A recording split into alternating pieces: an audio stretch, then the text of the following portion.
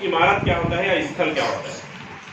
ठीक, ऐतिहासिक स्थल या विरासत स्थल एक आधिकारिक स्थान है जहां राजनीतिक, सैन्य, सांस्कृतिक या सामाजिक इतिहास के टुकड़े उनके सांस्कृतिक विरासत मूल्य के कारण संरक्षित किए जाते हैं, सुरक्षित किए जाते हैं।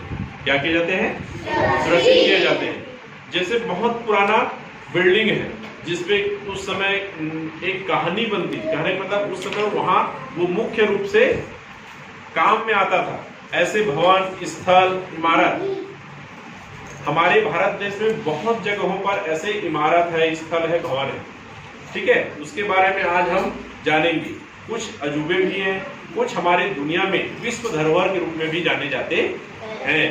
ऐतिहासिक स्थलों को आमतौर पर कानून द्वारा संरक्षित किया जाता है, सरकार द्वारा संरक्षित किया जाता है। कानून बनाया गया है उसके लिए कि ये जो स्थल है बहुत पुराना है, 7वीं शताब्दी का है, 13वीं शताब्दी का है ना।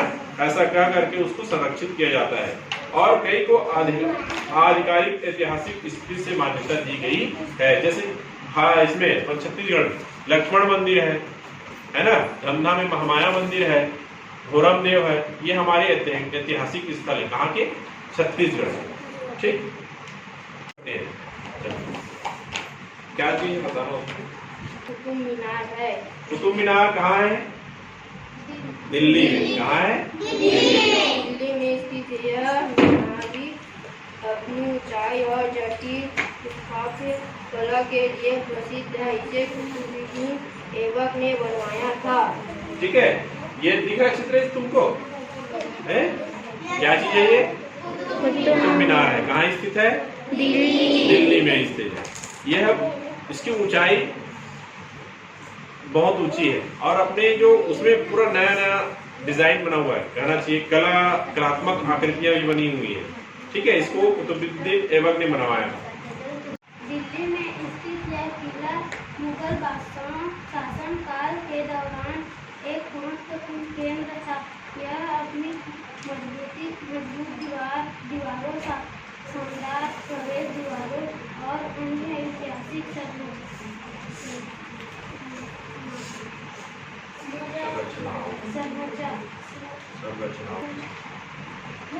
संरचनाओं के लिए जाना जाता था।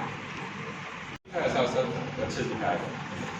यह सांची है। सांची स्तूप एक प्राचीन बौद्ध स्मारक है जो मध्य प्रदेश के रायसेन जिले में स्थित है। यह भारत के सबसे अच्छी तरह से संरक्षित बौद्ध स्थलों में से एक है और यूनेस्को द्वारा विश्व धरोहर स्थल घोषित किया गया है। सांची स्तूप एक बड़े परिसर का हिस्सा है जिसमें अन्य मंदिर और मठ शामिल है। सांची का महान स्तूप भारत की सबसे पुरानी पत्थर की संरचनाओं में से एक है और अपनी उत्कृष्ट नक्काशी और विस्तृत प्रवेश द्वारों के लिए प्रसिद्ध है, जिन्हें तोरण के रूप में जाना जाता है।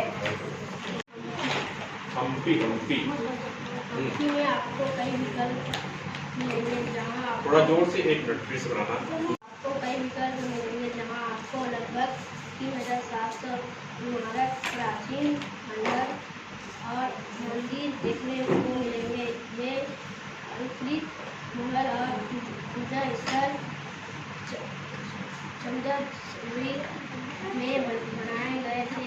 इससे पहले कि 1562 में अफगान मुस्लिम संघ द्वारा शहर पर विजय प्राप्त की गई, लूटपाट की गई और उसे छोड़ दिया। कर्नाटक में तुंगभद्रा नदी के तट पर स्थित इस मंदिर में आपको उत्कृष्ट वास्तुकला, नक्काशी और भविष्य मूर्तियाँ देखने को मिलेंगे जो बीते समय की जीवंत छवि प्रस्तुत करती है। इस आकर्षित विश्व धरोहर स्थल पर देखने के लिए बहुत कुछ है, जिनमें हमारे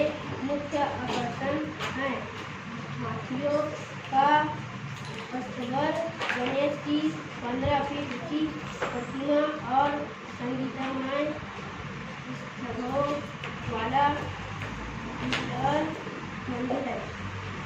ठीक है। वैसे तो राजस्थान में कई पैलेस हैं, लेकिन सबसे अधिक चर्चा सिटी पैलेस की होती है। हिस्टोरिकल प्लेसेस ऑफ राजस्थान में शामिल इस पैलेस का निर्माण लगभग 1729 से 25 के बीच में हुआ था। इस पैलेस का निर्माण जयपुर के संस्थापक महाराजा सवाई जयसिंह द्वितीय द्वारा करवाया गया था। इस पैलेस की वास्तुकला अविश्वसनीय है। यहाँ हर महीने हजारों सैलानी घूमने के लिए आते हैं। राजस्थानी और गुलाबी के नाम से मशहूर में मणिहर बृहद है। यह मध्य राजस्थान से प्राचीनों से एक है, जिसे पैलेस ऑफ विंडर भी कहा जाता है, क्योंकि इस महल 5 मंजिल इमारत है, लगभग 953 झरोखे हैं। इस महल का निर्माण लगभग 90 में हुआ था। जल महल इस राज्य की सबसे फेमस और सबसे लोकप्रिय जगहों में से एक है। मानसागर झील के बीच में मौजूद होने के चलते जल महल को वाटर पैलेस